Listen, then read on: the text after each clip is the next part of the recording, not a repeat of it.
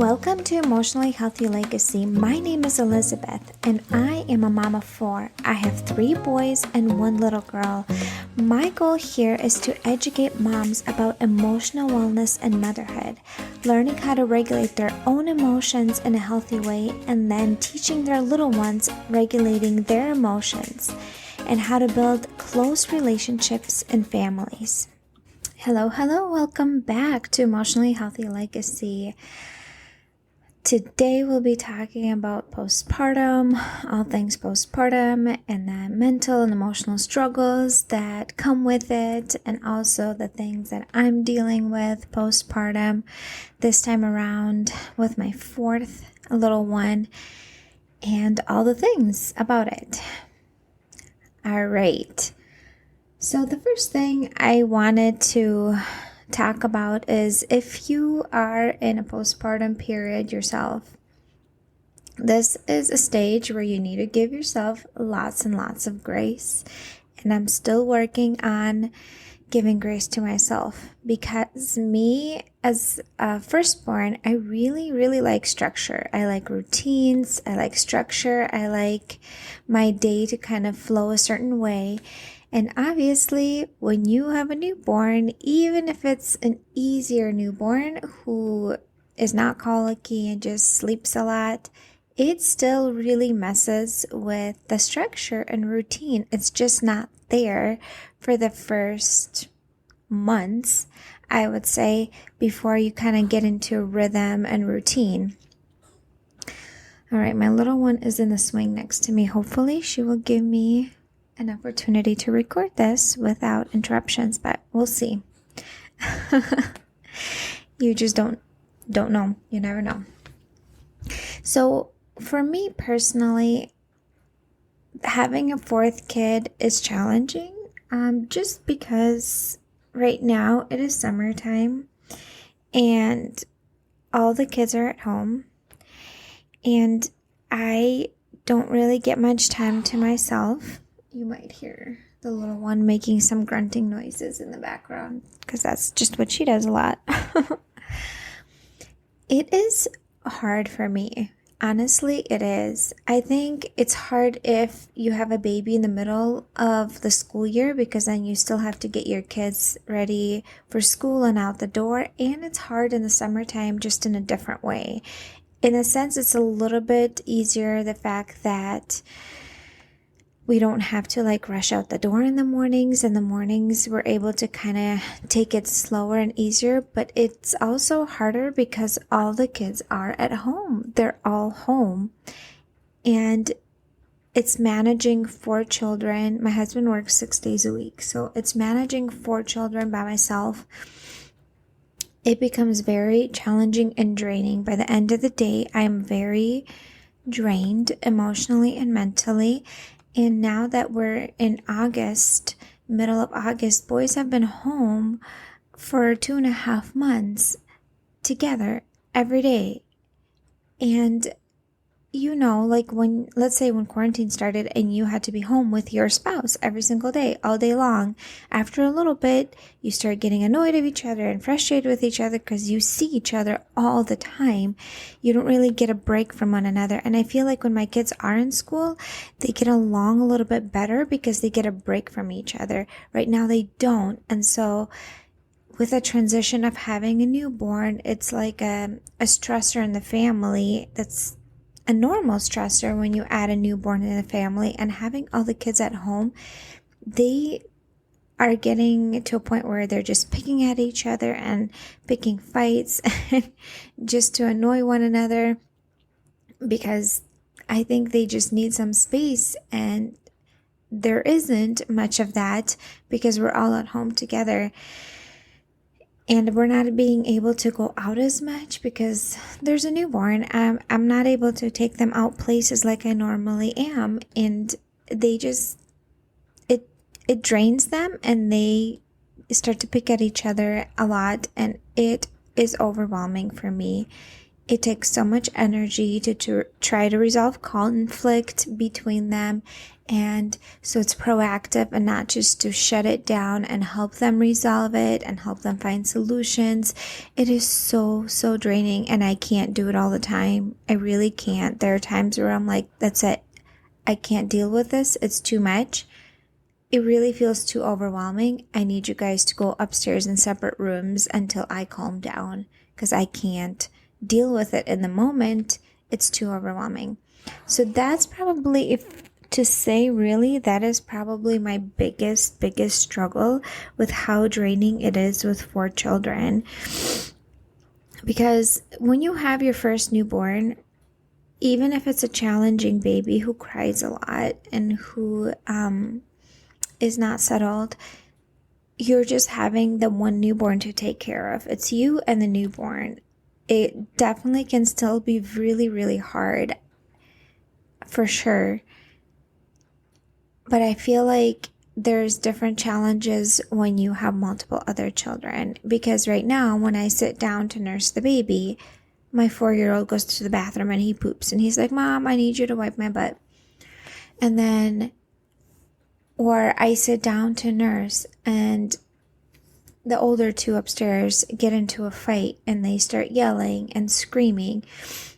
And I'm not always able to help them out and help them resolve the conflict because I'm doing something else. Or I go use the restroom and the kids are fighting and the baby is screaming.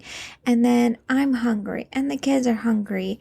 It is really, really challenging. And it's moments like that that feel really, really overwhelming for me, because I'm by myself. I'm the only adult in the house, and there isn't anyone else to share that overwhelm with. Now, when my husband is home, he is helpful and he's able to take over with parenting with the older ones. But he's gone 6 days a week and he works long weeks. So it's just me and the children majority of the time. And it is so draining. Today, my kids are at my parents' house. My mom took them for the weekend, the older 3. And I am so grateful because honestly, I've been so overwhelmed and drained. It is 6 weeks postpartum today. I am just exhausted mentally and emotionally being with all the kids all day long and them having these needs and pulling at me and mom, I need this, I need that. And so I do need a break. And I am so grateful that my mom offered to take the boys because I really, really, really needed this break. So let's get into all the postpartum things that I feel like really, really make a big difference how your postpartum period goes and if it's challenging or not. Of course, there's also mental struggles on top of that and postpartum depression, which I haven't really experienced with any of my kids. I'm grateful for that, but I definitely experienced lots of overwhelm. So I feel like first things first, one thing that makes postpartum period harder or easier is the baby. If you have a colicky baby, if you have a baby that mixes nights and days, if you have a baby who's just not settled and is more high maintenance or has tummy issues, I feel like, or you have a child who just naps all day long and is just, you don't need to rock them to go to sleep and you just lay them down and they go to sleep. I feel like that really makes it or breaks it, the postpartum period. I really think that makes a humongous difference. Now, some people may argue with me, and that's your thing, that's your belief, that's your opinion. But for me, I feel like it really makes a difference. Let's just call it an easy baby and a challenging baby. If the baby is easy and if the baby's challenging. And I definitely also feel like comes a lot of feelings of resentment. So when I have a hard time with my baby and I see other moms in my circle who also have newborns, maybe just a few months ahead of me, and their babies seem to be easy babies that don't need to be rocked to sleep. They don't need to be, they just eat on a schedule, sleep on a schedule, sleep through the night. I definitely start noticing that I have feelings of resentment towards that mom, and that her baby is an easy baby and my baby is not sleeping through the night, and my baby is more challenging, my baby is more fussy. And I start noticing that I feel resentment towards other moms, and I think that's really, really common. Now, I don't want to stay there. I recognize that that is what I'm feeling and why I'm feeling it, and I need to work through those feelings. But I definitely notice myself looking at other moms who bounce back really quickly with their body, or they have a really easy baby, that I feel resentment towards them and thinking, oh, I wish my baby was like that. It's just not fair that my baby's fussy and doesn't sleep through the night. Definitely notice myself doing that. If you happen to have a baby who's colicky or is really fussy or does not sleep well, oh my gosh, mama, I feel you. My second one was colicky and it was so hard. It was so overwhelming.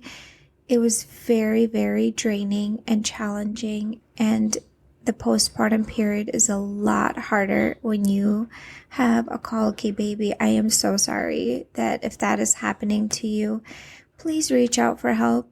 Please ask family or friends, anybody that in your circle that you trust that could come and help you out, because that can be so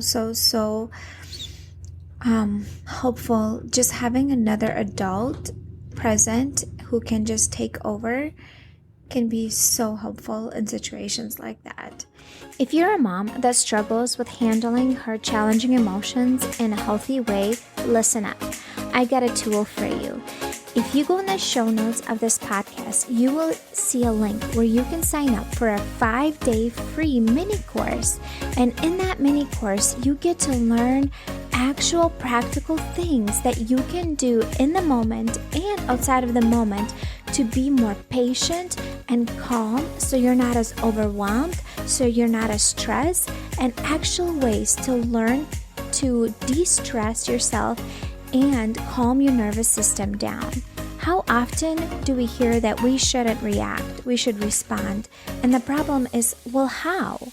In the moment, I don't know how because I'm so overwhelmed and so triggered.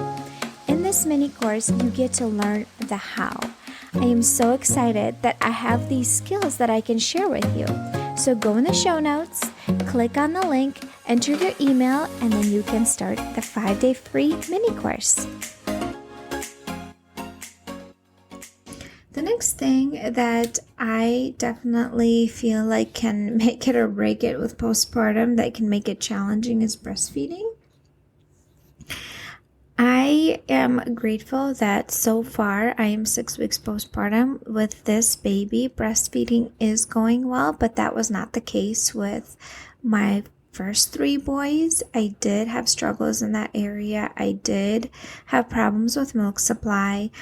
I did have problems with lip and tongue tie with one of my kids, and with 2 of my older ones, I did struggle with that. Once they tried the bottle for a feeding, they absolutely refused to nurse. They would just literally, they were like weeks old, and they would push away with their hands and turn their head away and scream and absolutely refused to nurse. And I would fight it for weeks and weeks because I really wanted to nurse my babies, and they just did not want to once they tried the bottle. And that, I remember that being so heartbreaking for me, because one of the things I really wanted to do was having a baby that wants me and wants to nurse. And when I come home from work, for the baby to be like, oh, like for them to miss me, for them to reach for me, for them to want to nurse. And my first 2, they just, when I went back to work, it was such a battle. They did not want to nurse. They just wanted the bottle. And I ended up just pumping for months. And that was so challenging for me with them. It was so mentally and emotionally overwhelming. I cried so much. I felt so rejected by my babies. It was so hard. It was so hard. So this time around, I'm home with my little one, and I am trying everything I can so I just nurse her and I don't have to use the bottle, because I want her to be able to nurse and take the bottle. But with my history with my all of my kids, once they tried the bottle, they did not want to nurse anymore. They preferred the bottle because it just flows quicker. And I've tried paste bottle feeding. I even tried the nipple on the bottle for a preemie, so the flow is so slow, yet my kids all still preferred the bottle. So with this little one, I'm trying to hold off giving the bottle unless I absolutely need to, if I have to go somewhere. So for me, I also feel like breastfeeding is a huge thing that can make postpartum for some moms so challenging. I was just talking to a mom over social media the other day, and she was mentioning how she had problems with postpartum, with latch problems, and how she had to pump because that was a big struggle for her. And shortly after she had her first baby, she went to a gathering, and there was another older lady, one of her relatives, who just made a really rude comment, and that I can't believe that woman even said that. And the comment was, she said that there's no such thing as women who can't feed their babies. There's only lazy women. I cannot even imagine how hard it was for that brand new mom with her first baby to hear that, who really wanted to nurse her baby but couldn't because of latch problems. And it's a real thing. And I just want to throw this out there for you moms. And if you ever struggled with breastfeeding, I am so sorry. I know that it can be so hard and challenging, because most moms do want to nurse their babies. And when they cannot figure it out, when they have latch problems, when they have milk supply issue problems, when the baby has lip and tongue tie, when any sort of struggle with breastfeeding, or mastitis, whatever it might be, moms feel like a failure when they cannot provide this basic need to feed their baby, because other moms somehow are able to do it. And if you can't figure it out, you feel like a complete failure, and you feel like you're the worst mom in the world. And when somebody says a comment like that, oh my gosh, that I cannot even imagine how triggering and how just absolutely it would be painful to hear that. I am for that mom that this happened to, for this young first-time mom. I am so sorry this happened to you. Women out there who are listening, including me too, let's be so careful in what we say to other moms who are postpartum, because this is a really hard journey, and our words are so powerful, and they can really, really, really hurt other moms when we say certain things like that and damage them. This mom had to leave the gathering, and she's like, I just cried. I cried so much. I felt like such a failure that I couldn't provide this basic need for my newborn. And then she said, I felt like I avoided feeding my baby with a bottle in public because of all the judgments. Honestly, to tell you the truth, before I had my first baby, I did have this judgment in my head that moms that don't breastfeed their babies or didn't have milk supply or whatever just did not try hard enough. And the reason I thought that is because I read a lot about breastfeeding when I was pregnant with my first, and all the things you can do to increase milk supply and all the problems women can face and how to fix them. And I thought any problem is fixable.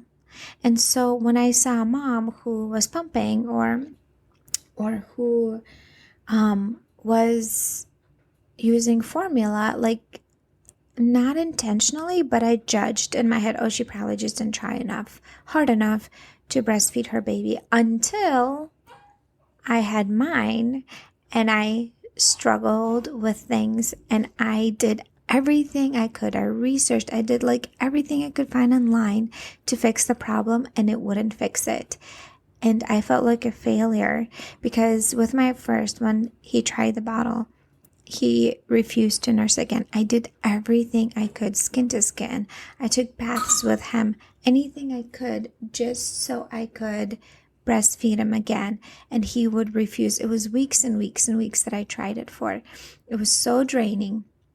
And then with my other ones, the milk supply went down, and I did power pumping, and I did cookies, and I did smoothies, and I took teas, and supplements, and everything I tried to increase my milk supply. And it would go up just a tiny bit, but not enough to actually be enough for my baby.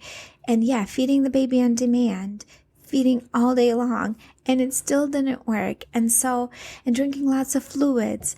And so now that I went through that journey myself, I realized that it doesn't always work by the book. Yeah, they say, well, it's a supply and demand thing. The more you let your baby feed, the more milk you have. Well, I tried that and it doesn't work.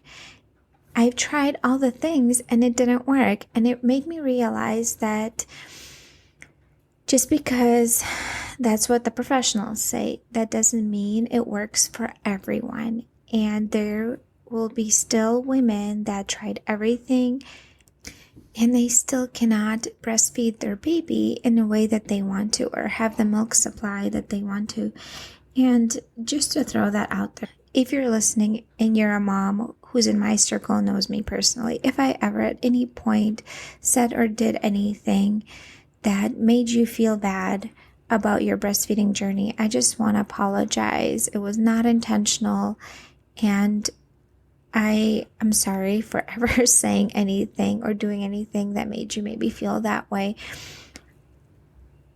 I now understand how powerful words can be and how even little things can be so triggering and hurtful for moms, because we're so vulnerable and emotional and sensitive postpartum, especially to this whole breastfeeding thing. And yes, 20 years down the road, it does not matter if our baby was breastfed. It really doesn't. But it does when we're right in the midst of it. When you're right postpartum, it is a big deal. It does matter. It really hurts when your baby doesn't want to nurse and they push you away. It really hurts when your milk supply goes down. It really hurts when you have latch problems. It really hurts when your baby is lip and tongue tie. Now you have to pump and you didn't really plan on that and you don't want to do that. It really is sensitive and painful to go through all of this. Another thing that I struggle with and that I keep every day need to remind myself is the expectations I put on myself. So one of the things that was helpful for me is about a year and a half ago, I got into this minimalism journey where I did a lot of decluttering in my home and I got rid of a lot of things. So realistically, I don't have a lot of stuff. And if you ask me if you have, do you have this or do you have that? Or I kind of know everything I have in my home. I know if I've bought it. I know if I don't. There's very few things that I'm like, I don't know if I have that. I know the inventory in my home because I have simplified and minimalized a lot. We don't have a lot of toys. We just don't have a ton of stuff. And honestly, that has been so helpful going into the postpartum because the house still gets messy, yes, but it doesn't get so messy that it's insanely hard to clean it up. The house does get messy, but it doesn't take that much time to clean it up, and my kids are able to pick up all their toys and organize them and put them away where they belong because there isn't that many.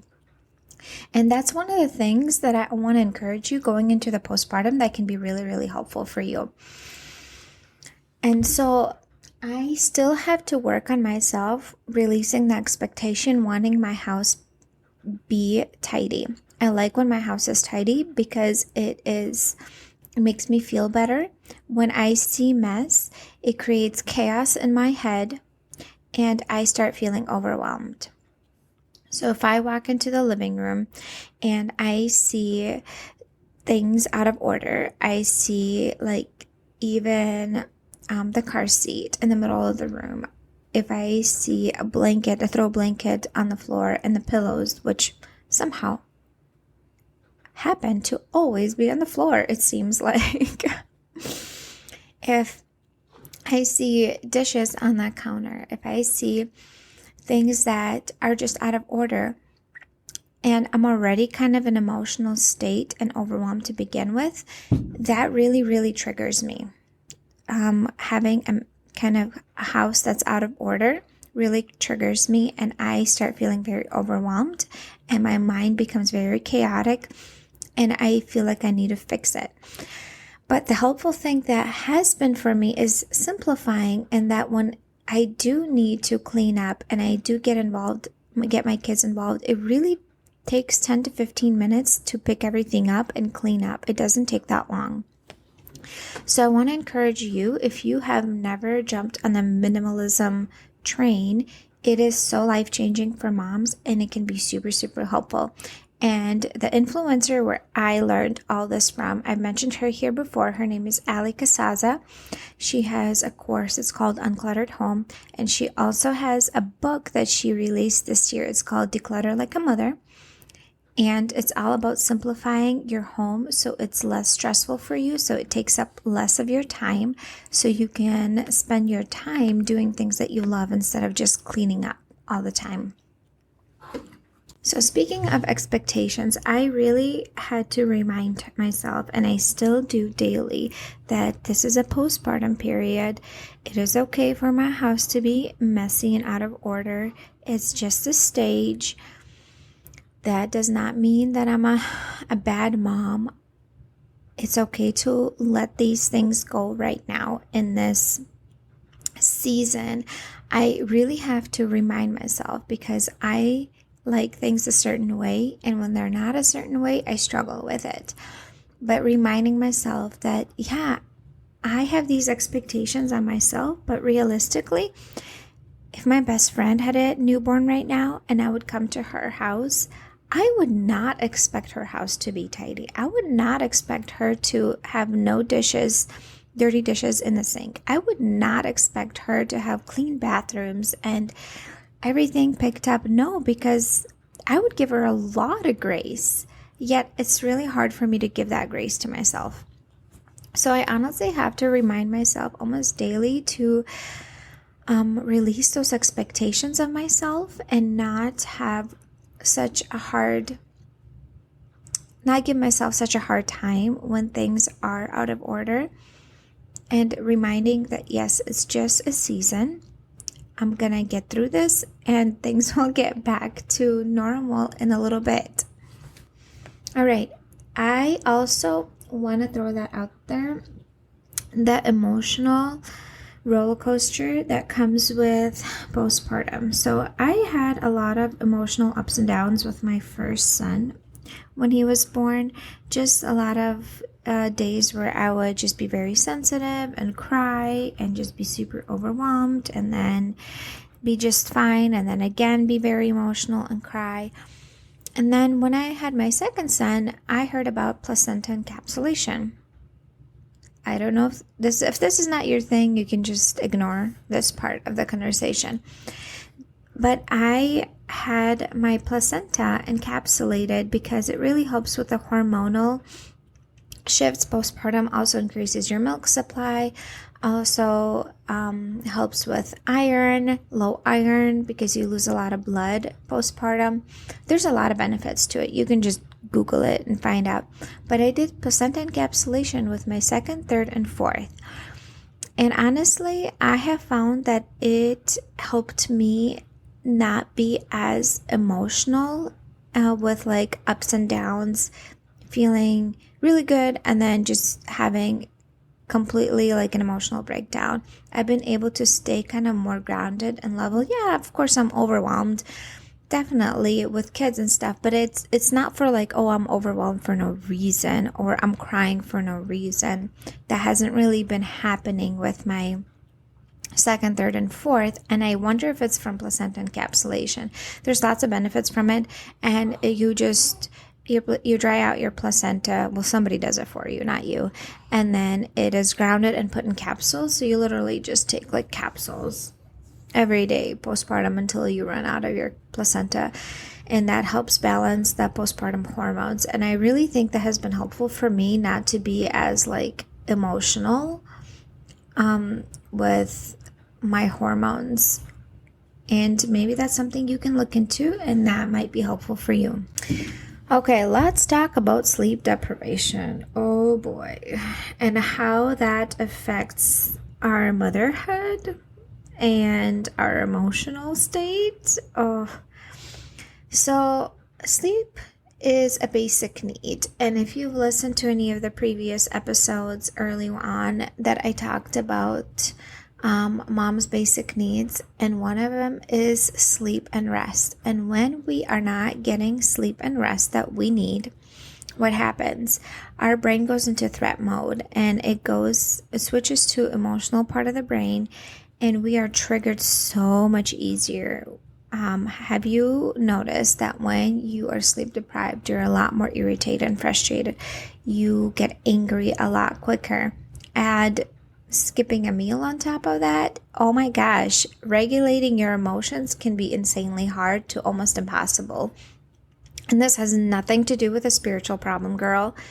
It all has to do with meeting your basic needs. And I am in this season right now. So normally I get up before my kids and get my day started before them. I have some alone time. But right now, since I had the newborn, this has not been happening.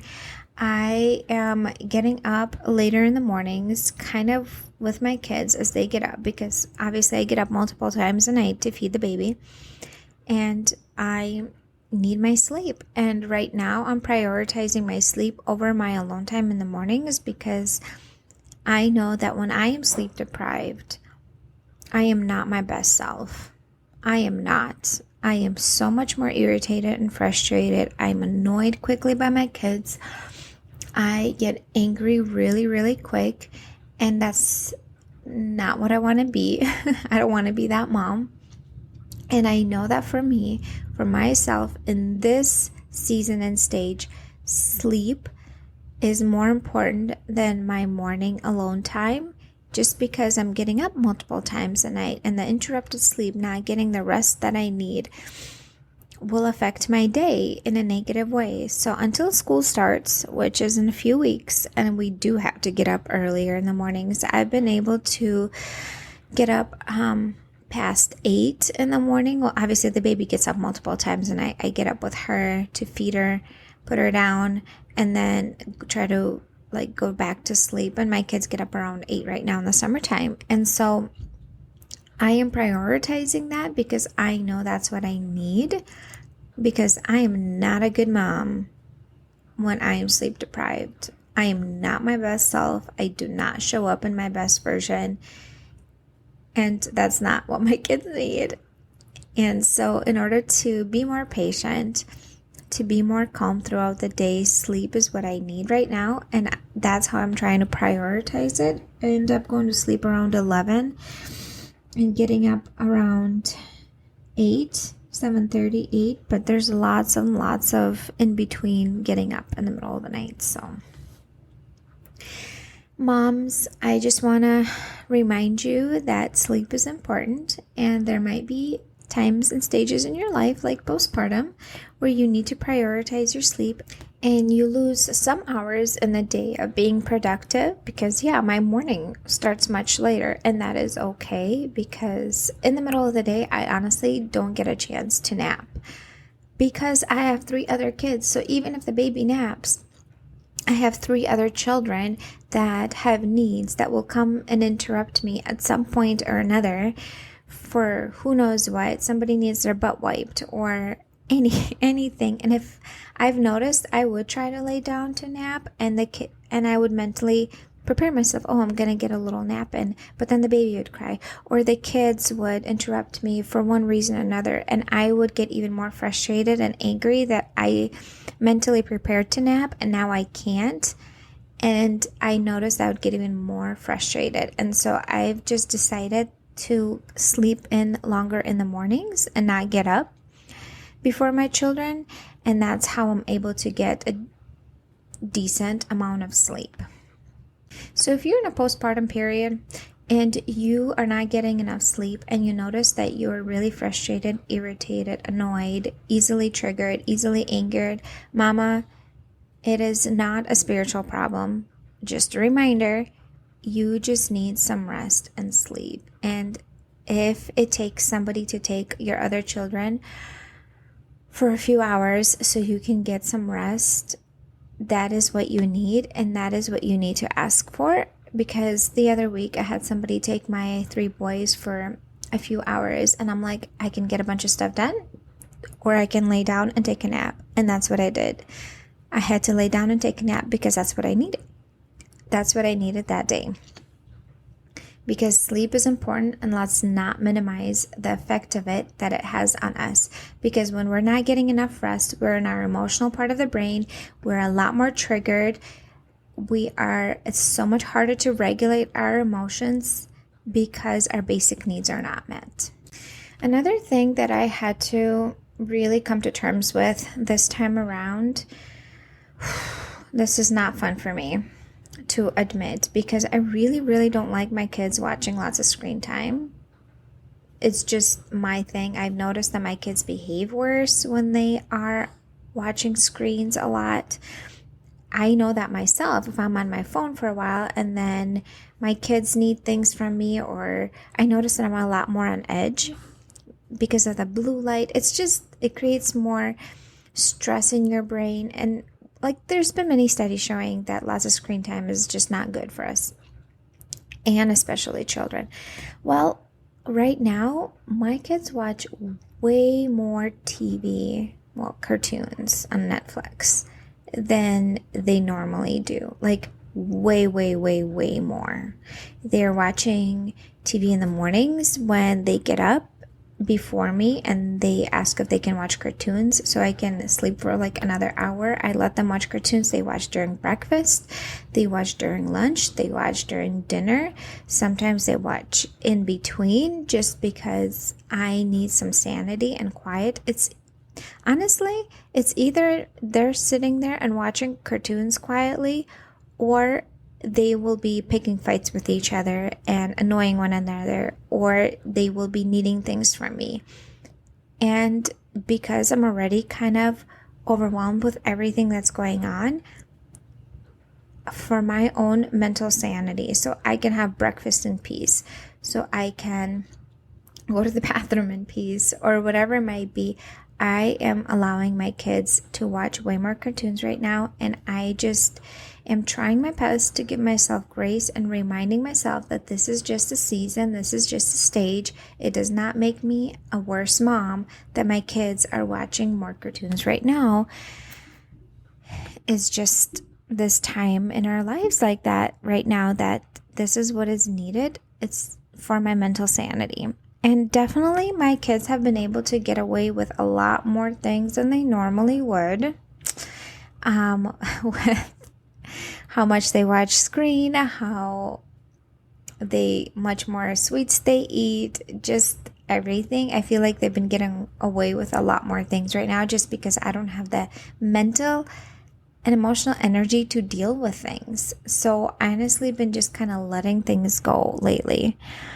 The last thing that I want to mention that has been also challenging for me, which maybe some of you can relate to.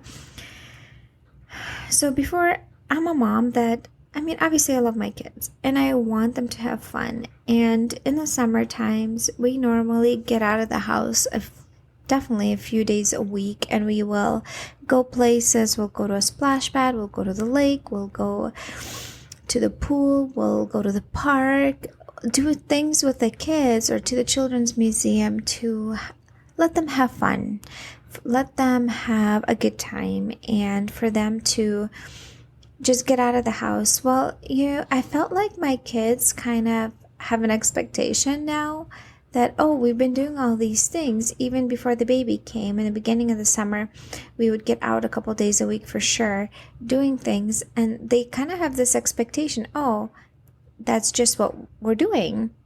And now that the baby is here, I'm not able to go out of the house much, and I need to take things slow, and I need to stay home because it is so overwhelming trying to go somewhere with 4 kids. It really is.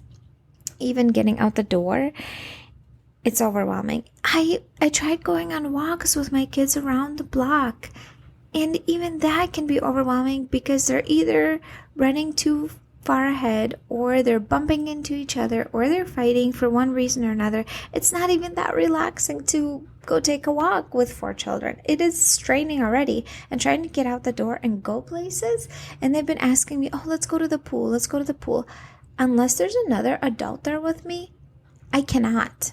It's too much. It's too much. It's too overwhelming. And putting myself through that stress, I get stressed even thinking about it. I just have to say no to my kids. And then obviously they're like complaining, well, why not? We want to go. We want to go. And it feels like they're not grateful for what they do get to go, and for the things that they do get to do with either when my husband's around or when my sister is around, and to help me out. So I also had to let go of the expectations on myself that I'm a good mom this mindset. I had to shift this mindset. I'm a good mom when I take my kids places, fun places in the summertime, or, fun activities. And I had to remind myself that does not make me a better mom. I am already a great mom. I'm doing my best. And it is much better for my children for me to be calm and peaceful during the day instead of be stressed out, overwhelmed, irritated, annoyed, and take them to the lake. It's going to be okay if this summer they miss out on some things. It's going to be okay. They're going to be fine. They're not going to die. Yes, they'll be upset and disappointed, but that is life, and that's okay. And I had to remind myself that. And honestly, my counselor had to remind that to me, because I felt like my kids were missing out on things because we can't go as many places this summer with a newborn. And I had to remind myself that I am still a great mom. I am doing my best, and it's okay for them to miss out on things this summer. My worthiness is not, as a mom, is not in how many things I do for my kids and how many places I take them. And that is a mindset shift. That's a mindset shift that I had to switch to in order not to beat myself up and not to make myself feel bad. If I would have to say, it's been 6 weeks postpartum. Overall, I'm doing good, but I definitely have overwhelming days. I definitely have times where the baby is fussy and the kids are screaming and fighting, and everybody needs me, and I feel like I'm pulled in 200 directions at the same time, and it's really stressful. Of course, I have raised my voice. Of course I have, and because I'm sleep deprived, and I'm just not in my normal right now. I'm not in my normal routine, and that messes with me, and I just need to remind myself it's just a stage. We'll get through this. Everything is going to be okay, and give myself grace. And if there's anything for you to take away from this episode, one is reminding yourself that this is just a season. This is just a stage. You're going to get through this. It's okay to give yourself grace. You need to give yourself grace. Things will not be normal. You'll be sleep deprived. You will probably not handle your emotions the way you normally could because you are dealing with a lot. Second thing is simplify as much as you can ahead of time before you have your baby, and just let things go. And it's okay that your house is messy. It's okay that things are not how they normally are. Just give yourself grace. I guess that's the biggest thing I want to tell you. Just give yourself grace, and it's okay to let go of some things, and you need to let go of some things right now, because if you don't, you'll just really stress yourself out, and you'll be very overwhelmed and stressed, and that's not serving anybody, not you and not your children. I just want to give you a virtual hug, Mama. If you are struggling in this postpartum season. I feel you. It's hard. It's overwhelming. I'm sorry that it's so challenging for you. If you have family and friends that are caring and loving, please reach out for them for help, because I had to, and I have to still. My mom is taking the boys for the weekend. My sister comes once a week to help me with the boys. My mother-in-law takes the boys for a few hours once a week. I need that help. I do. I really, really do. And when people offered, oh yeah, one thing I totally forgot to mention that made my postpartum period so much less stressful than it could have been was a meal train that was set up for me by my sister-in-law. And for 5 weeks straight, I had people bring me meals almost every day. I did not have to cook at all for 5 weeks. I just had to reheat meals. And that was the most helpful thing that could have happened for me postpartum, because I hate cooking and anything to do with cooking, and it stresses me out. And having meals brought to my home by different people was so helpful. So if you know a postpartum mom, please bring her a meal, like legit, either a freezer meal or a fresh meal that you just made a double batch with whatever you were making for your family. But it is so helpful. Anyways, ladies, I hope you took something away from here, that if you're struggling postpartum, you're not alone. Most moms are having a hard time postpartum, and it's okay to let things go and things be different for this stage, and give yourself grace. Just give yourself grace, mama. All right, ladies, I will see you next time. If you have been enjoying listening to the podcast, I would love for you to go on iTunes and leave a review and let me know what you think, because this is how other people find out about it. Also, I would love for you to share my podcast on social media and tag me. Let me know if you're listening, and share it with another mom that you think this might be helpful and useful for, because I would love to spread this message, how much emotional wellness affects the rest of the family and how much impact we have as moms, and that we can set our families up for success. But it all starts with us. So if this has been helpful for you, I would love for you to share it with another mom. Thank you.